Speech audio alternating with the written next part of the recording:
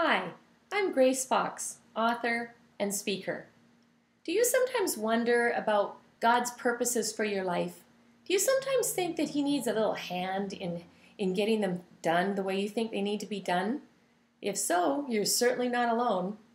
The scripture tells us the story of Sarah and how God made a promise to her and her husband Abraham that they would have a son. They waited more than 20 years for that child to be born, and Sarah grew a little bit impatient at one point. She thought God needed a hand, and so she invited her maid Hagar to get involved in the process. The result was nothing but trouble.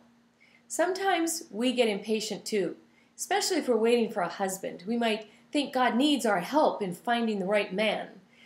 Sometimes we get impatient over finances. We may go out and get a job that's really not what God intended for us to do with our time and our energy, but we just think He needs our help in providing.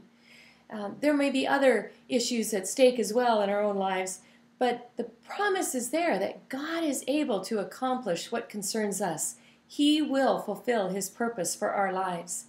We read that in Psalm 57, verse 2. David was on the run from Saul, and in the midst of that storm and running for his life, David was able to say with all confidence, I know that God will fulfill His purpose for me. Later on, he talks about God's loving kindness and faithfulness never failing. That's really the bottom line, isn't it?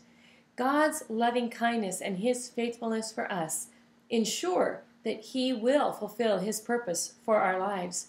We needn't be afraid, and we needn't rush out to give Him a hand when we start getting impatient with the process. So let's learn to rest.